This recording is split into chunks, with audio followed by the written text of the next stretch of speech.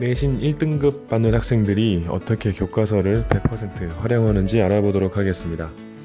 공부 잘하는 학생들의 공부법 인터뷰에 등장하는 단골 멘트는 바로 교과서 위주로 공부했다는 것입니다.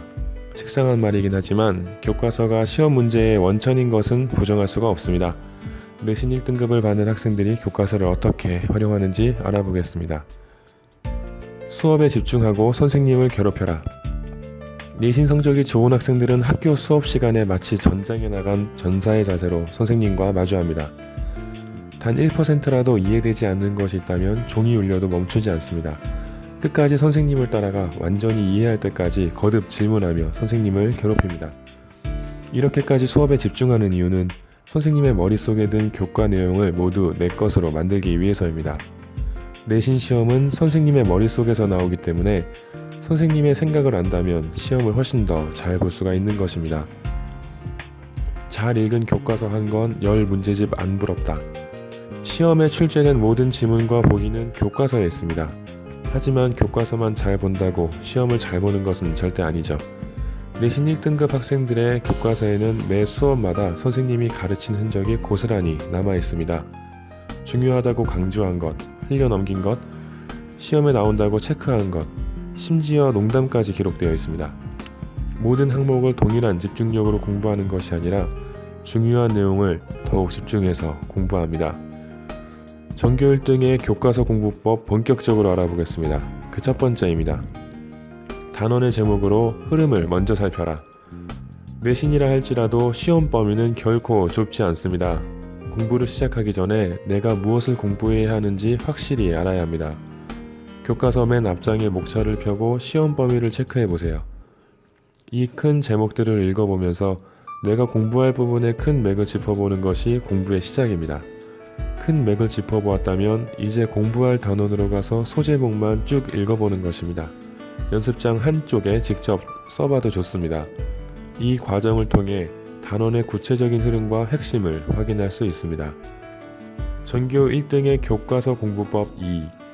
본문만 읽으면 2등급, 사진까지 정독해야 1등급. 많은 학생들이 교과서를 읽다가도 아는 내용이다 싶으면 건성으로 읽고 넘어갑니다. 하지만 시험에서 자주 틀리는 문제는 몰라서 틀린 것보다 실수로 틀린 것이 많다는 것을 잊지 말아야 합니다. 힘들더라도 최소 3번은 반복해서 정독하세요. 특히 본문만 읽는 것은 교과서를 제대로 정독한 것이 아닙니다. 날개라고 부르는 본문역 참고자료와 심화학습 내용이나 사진 역시 내신 시험에 나올 가능성이 높습니다. 이런 부분까지 꼼꼼히 보고 읽어야 제대로 정독했다고 할 수 있습니다.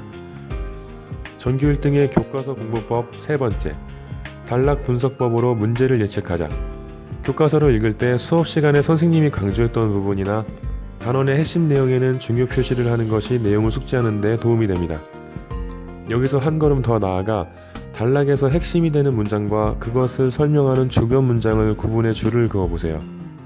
분석적으로 글을 읽는 것입니다. 이렇게 하면 문단의 내용을 더 체계적이고 논리적으로 이해할 수 있습니다.